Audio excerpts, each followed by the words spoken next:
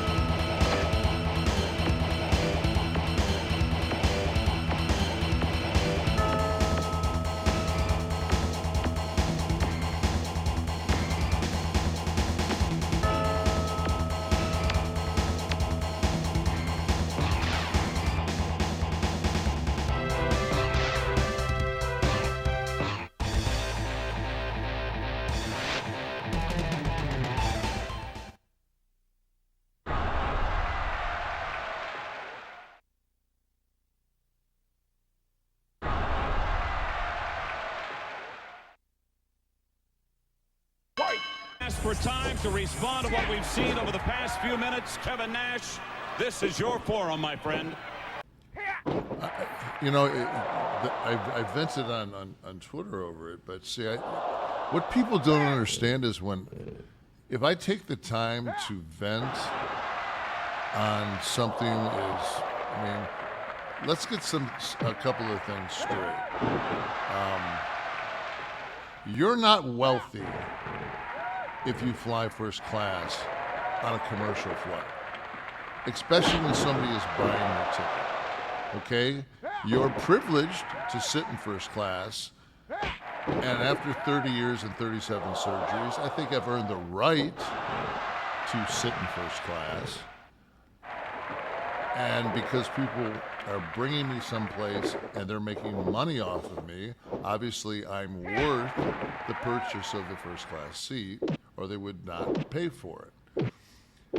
What I'm trying to make a point of is the slow decline of everything in our world, especially in America. Since the pandemic, I don't know, and I don't know what they're paying people now. I know that it's for a lot of people just can't fill positions. So I don't know if people that used to be in these positions who were very conscientious, understood that, the consumer is always right. But it's what it is the flight before that. It was the fact that we were 100 yards from the actual terminal.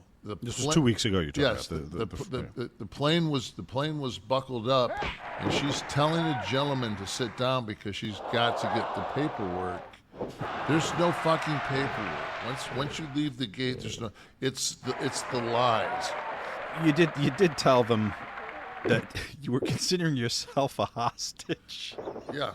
Being held hostage on the tarmac. I was. At that point, I was a hostage. And they let you off the plane. They let, along with about It ended up being the entire plane Right. because, you know. Well, but you got the ball rolling. Yeah, So, but okay. people don't realize that if it's weather related, they don't have any compensation to the customer. If it's mechanical, they have to put you up, feed you, give you the. I mean, so what they do is they fucking lie. They're telling me that it's a weather situation. I pull out my phone, go to my radar app. There's not a fucking thunderstorm east of the Mississippi. I don't know what kind of weather they've got going on, but there's no. It's so. This week, I get into Atlanta. First off, as I leave on Thursday, I fly in from Daytona Beach into Atlanta. I've got like a 3.5 hour layover, and I get on a flight, and we're taxiing to. We're not taxiing.